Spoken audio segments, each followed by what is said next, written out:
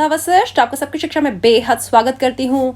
कक्षा पहली केंद्रीय विद्यालय दाखिला प्रक्रिया अपने अंतिम चरण पर पहुंच चुकी है। अगर आप देश के किसी भी राज्य में रहते हैं, किसी भी केंद्र शासित प्रदेश में रहते हैं या फिर आप किसी भी श्रेणी के तहत आते हैं, कक्षा पहली के ऑनलाइन फॉर्म भरने की अंतिम तिथि बिल्कुल पास आ गई है, जो कि है 17 अप्रैल, जो कि है सोमवार शाम 7 बजे। अगर आप 17 अप्रैल को ही अपना फॉर्म भरने बैठे और शाम 7 बजे आपने फॉर्म को जमा नहीं करवाया और 7:01 पर जमा करवाया या फिर 7:02 पर जमा करवाया, तो ऐसी स्थिति में आपका फॉर्म जमा नहीं हो पाएगा। याद रखिएगा, 7 बजे का मतलब 7 बजे। और यह सब कुछ कंप्यूटराइज होता है। कंप्यूटर के सिस्टम में जो होता है, कंप्यूटर उसमें आप जब एक बार टाइम फीड कर देते हैं तो कंप्यूटर उसी के हिसाब से चलता है। तो 17 अप्रैल सोमवार शाम 7 बजे कक्षा पहली के ऑनलाइन फॉर्म भरने की अंतिम तिथि है। सभी श्रेणियों के लिए सभी राज्यों में फॉर्म इसी इसी समय पर फॉर्म भरने की प्रक्रिया बंद हो जाएगी।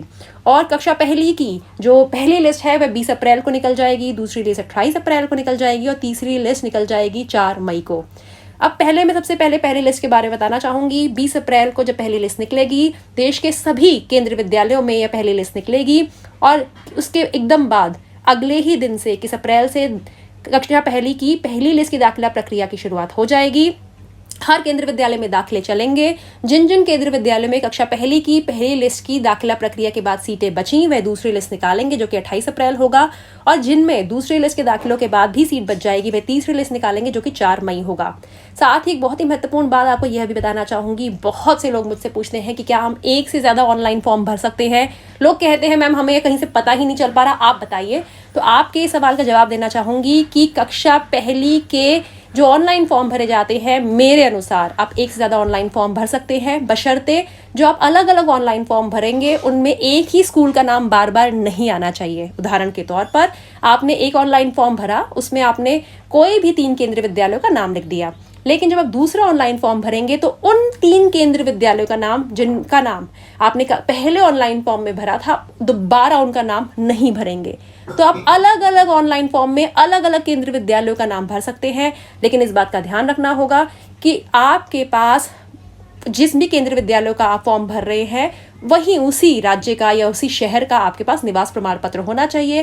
और अगर आप RTE यानी कि राइट टू एजुकेशन यानी कि शिक्षा के अधिकार के तहत फॉर्म भर रहे हैं, जिसमें EWS कैटेगरी के बच्चे आते हैं, जिसमें BPL कार्ड के बच्चे आते हैं, जिसमें दिव्यांग बच्चे आते हैं, SC ST OBC non creamy layer बच्चे आते हैं, अनाथ बच्चे आते हैं, ट्रांसजेंडर एंड द्विलिंगी बच्चे आते हैं या फिर HIV इफेक्टेड बच्चे आते हैं, ऐसी स्थिति में घर से स्कूल की दूरी शहरी क्षेत्रों में 5 किलोमीटर से कम होनी चाहिए और ग्रामीण क्षेत्रों में होनी चाहिए 8 किलोमीटर से कम।